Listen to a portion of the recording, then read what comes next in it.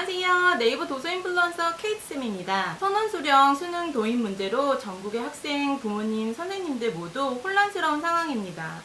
선원수령을 도입했을 때 채점에 대한 기준이 명확하게 정립되었다고 하더라도 그 채점이 공정하게 될 거라고 과연 누가 믿을 수 있을까요? 아직 구체적인 채점 계획이나 확정된 선원수령 수능 개편안이 발표된 건 아니지만 어차피 중고등학생들은 수능 개편과 상관없이 학교 수행평가 때문에라도 평소 논리적인 쓰기 실력은 가지고 있어야 합니다. 그리고 초등학생이라면 나중에 중고등학교 수행평가, 거기에 더해 수능에 선원수령이 추가될 경우를 대비해 평소 쓰기 실력을 갖춰놓을 필요는 있습니다. 그렇다면 아이들 쓰기 교육 어떻게 하면 좋을까요? 이번 영상에서는 제가 시도해봤던 다양한 방법들 중 성공적으로 아이의 쓰기 실력을 업그레이드 할 수 있었던 몇 가지 방법을 공유해 드립니다. 가장 쉽고 간단한 방법 중 하나로 내가 읽은 책의 독서록 쓰기부터 시작하는 거예요. 나이가 어릴수록 쓰기보다는 활동 중심으로 쓰기에 대한 거부 반응을 줄여볼 수 있고 글은 크면서 점점 양을 늘려가는 방향으로 시도해 볼 수 있습니다. 제가 저희 아이 지도했을 때 했던 방법 중 하나인데 이건 영어 원서 독서록 샘플 양식이니 그저 참고만 하세요. 어차피 한국어로 써도 형식은 대부분 비슷합니다. 어릴 때는 이런 다양한 활동 위주로 독서록을 작성해봤고 저학년 때는 짧은 줄글 위주로 쓰고 초등학교 3학년 정도부터는 줄글을 문단 형태로 쓰도록 연습시켰어요.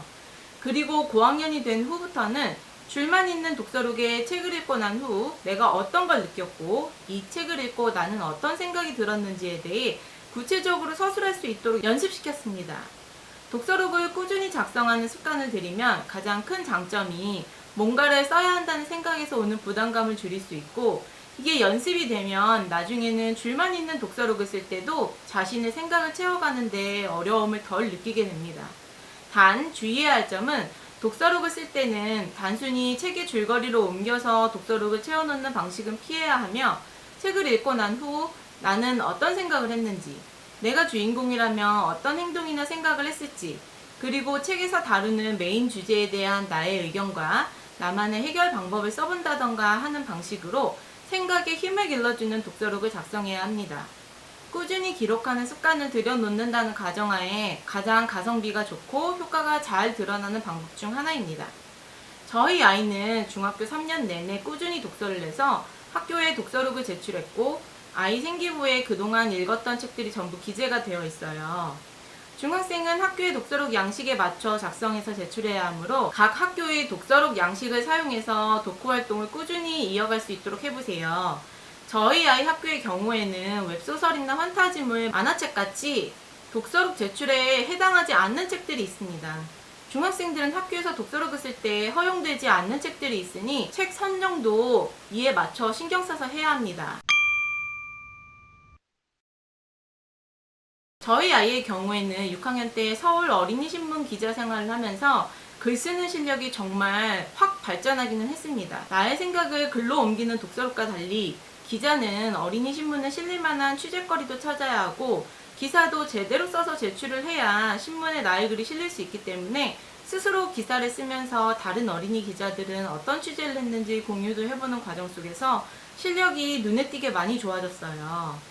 처음에는 누구나 양질의 글을 쓰는 건 아니기에 물론 첫 기사를 작성할 때는 아이 나름대로 많이 노력했지만 우수기사로 뽑히기까지는 살짝 한계가 있었는데 취재 후 기사를 쓰는 과정에서 점점 경험이 쌓이면서 글도 매끄러워지고 쓰는 실력도 좋아지다 보니 우수기사로 선정이 되면서 아이가 글 쓰는데 자신감이 많이 붙기 시작하더라고요. 어린이 기자 생활을 하는 기간 동안 실력이 눈에 띄게 좋아지고 있는 걸 저도 아이의 기사를 통해 확인할 수 있었고 사교육 없이 아이가 쓰기 실력을 스스로 확장해 나가는데 결정적인 도움이 되었던 시기이기도 했습니다. 또 우수기사로 선정된 나의 기사가 내 친구 서울에 실리게 되니 학교와 선생님들 그리고 반 친구들 사이에서도 저희 아이가 쓴 기사를 함께 읽어보면서 다들 칭찬을 해주니까 아이가 그만큼 쓰기에 자신감이 붙게 되고 더 열심히 취재도 하고 기사도 신경 써서 작성하더라고요. 서울에 사는 어린이들이라면 서울시 내 친구 서울 기자 활동을 추천합니다. 어린이 기자 신청은 3학년부터 6학년까지 초등학생들만 가능해요. 꼭 서울만 이런 어린이 기자 활동을 하는 건 아니고 각 지역별로 어린이 신문 기자를 뽑는 기회나 공기업이나 사기업 등 각 분야별 다양한 어린이 청소년 서포터즈 선발에 신청을 해보세요. 혼자만 보는 독서록을 쓰는 것과 달리 모두에게 공식적으로 공개가 되는 글을 써야 하다 보니 양질의 글을 쓰는 연습이 되는 훌륭한 기회입니다.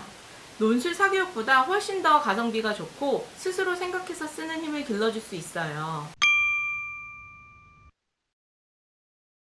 어린이 기자 활동하면서 한참 글에 아이가 자신감이 붙었을 때 공모전에도 도전해 봤습니다. 특히 시간이 많은 초등학생 시기에 주제에 맞는 글을 써서 출품해 볼 수 있는 각종 공모전에 내 글을 응모해 보는 것도 글쓰기 실력을 끌어올리는 좋은 기회가 됩니다. 공모전의 주제가 다양하기에 각 공모전의 주제에 맞춰 글을 쓰려면 아무래도 매번 같은 글이 절대로 나올 수 없기 때문에 공모전의 성격에 맞는 주제의 글을 쓰면서 생각도 하고 스스로 자신의 글을 풍성하게 만들려고 노력도 합니다.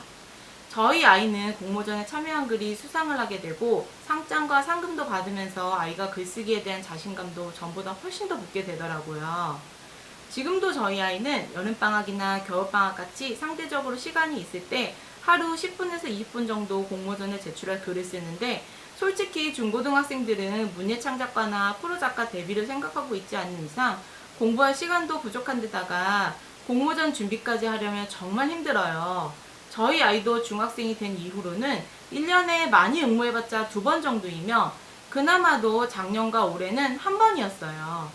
글을 쓰는 감을 잃지 않기 위해 노력하는 데 의의를 두고 쓰는 거지 엄청난 결과를 바라고 응모하는 건 아니에요. 그래서 아이도 큰 부담 없이 준비하니까 그만큼 스트레스도 덜 받으면서 쓰더라고요. 상대적으로 시간 여유가 많은 초등학생 때 다양한 공모전에 참여해보길 추천합니다. 다만 유리 멘탈이라 공모전에 탈락했을 때 큰 상실감과 좌절감을 얻고 나 이제 글 안 쓸 거라면서 다 포기하는 멘탈의 소유자인 학생이라면 공모전 응모는 그다지 추천하지 않습니다. 부모님들이 우리 아이의 성향을 더 잘 아실 테니까 아이의 성격과 특징을 보고 판단하세요. 제가 저희 아이 글쓰기 지도하면서 가장 가성비 좋았고 효과도 확실했던 글쓰기 방법들을 소개해봤습니다. 국어 논술학원에 등록하지 않고 가정에서 부모님들이 별도로 지도하는 경우 이런 방법들도 있으니까 아이들 쓰기 지도에 한번 참고해보세요. 이번 영상은 여기까지입니다. 시청해주셔서 감사합니다.